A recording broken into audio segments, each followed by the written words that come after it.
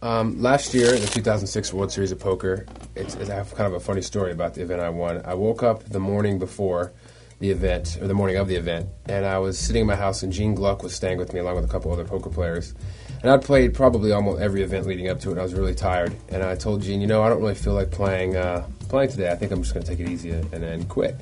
And I'd always made the joke, how can you, something, I made the joke when I would play stud for cash games, how could I not win? They named the game after me, just as a joke. So I was sitting there in the morning and eating breakfast with Gene, and the tournament had already started. I think you could buy in up to an hour late. And Gene's like, "You're not going to play?" I was like, "Nah, I don't want to play." She said, "But you always say, how could you not play the game they named after you? Why would you not go play it?" And I was like, "Well, studs is probably my worst game out of all the games. I don't really know it very well, and I just don't feel like playing poker today. It's a limit game. You only get 1,500 in chips. I just wasn't enthused about it." And she's like, "Well, I think you should play." And every morning when I wake up, at the time I just got a brand new Street Fighter arcade machine, I would go and play. And I couldn't, on the highest difficulty level, I had never beat it without continuing once, without dying once. And I was in the middle of playing while we're having this conversation. And I told her, "Well, Gene, if I get through this without ever dying and continuing, it means it'll take me only 10, 15 minutes. And if I beat it, then I'll have enough time and I'll feel confident, just kind of give myself a little challenge. I'll shower and go play the tournament." She's like, "Okay." And 15 minutes later, I went through it without continuing, without using another quarter. I went, showered, got dressed, called, had someone register me for the event.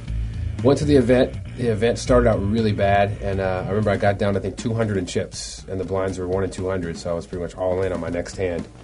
And Maureen Feduniak was at my table. I remember she was in the hand, and I don't even remember what the full house was, but I ended up making a full house, winning the pot, and then from then I was off to the races, and about 4 levels later, I had a huge chip lead, probably 3 times as much as the next closest guy. I mean, it was absurd. People were coming over to watch from other tables because they didn't believe.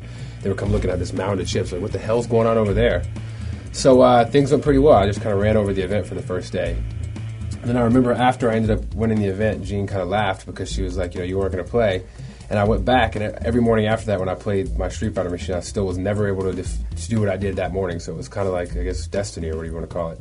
I know there were plenty of hands I played very well because there had to be for me to win the event. I mean, I don't know. It's like I summoned a force from somewhere to figure out how to play this game really well when I didn't know much about it. But I can't recall any specific hands, not even really the final hand detail. I mean, I can kind of remember part of it, but I can't really remember any hands because there were so many being played. And I don't think I really folded the whole tournament. I probably played 70% of the hands I was dealt. Going into any tournament, I always expect victory, but I mean, whether or not you really truly believe that is kind of hard to say. I mean, you want to go in it with confidence and know that you can win, and you're going to play your best to win, and everybody should have that mindset when they play any tournament.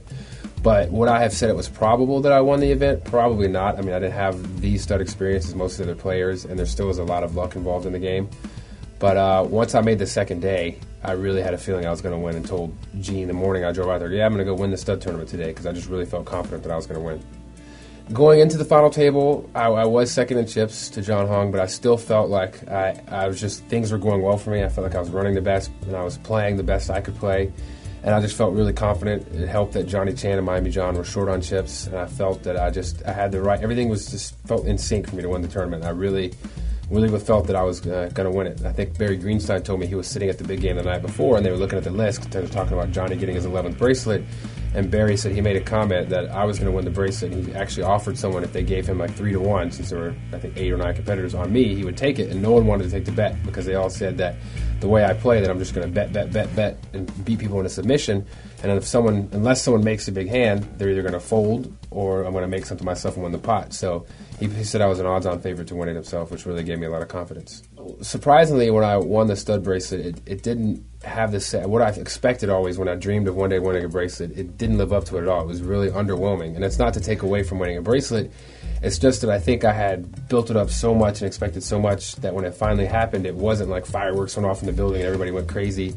And it was kind of late at night. And the fact that it was 7-card stud, not to take away from stud, but it was like a limit event. It wasn't like no limit hold'em where, it's like one big thing and boom, the chips shift over and everybody's like waiting to see the next card. Because in stud, it's slow and it builds up. So about, I would say, maybe 10 hands before I won it, you could see it was almost inevitable that I won because I had my opponent so short chipped that it was only a matter of time before I would, just keep wearing him down. Now, he could have went on a run and reversed it back up, but you see that coming. So we could tell, about 30 minutes before it happened that, okay, I'm going to win the event. I mean, we actually had a dinner break scheduled, and you could tell that I was going to win because he's like, let's skip the dinner break and just get this over with because he was really short. I think my biggest threat at the final table was probably myself. I mean, I really had to make sure I held it together and didn't think about what was going on. About, I'm going to win a bracelet. I got to really just forget about what was happening and just focus on each hand and focus on the poker. Normally, I would say Johnny Chan would be my biggest threat, but Johnny was really short stacked and didn't have any chips to really make a move in relation to blinds. So it kind of took away a lot of his skill, a lot of his advantage.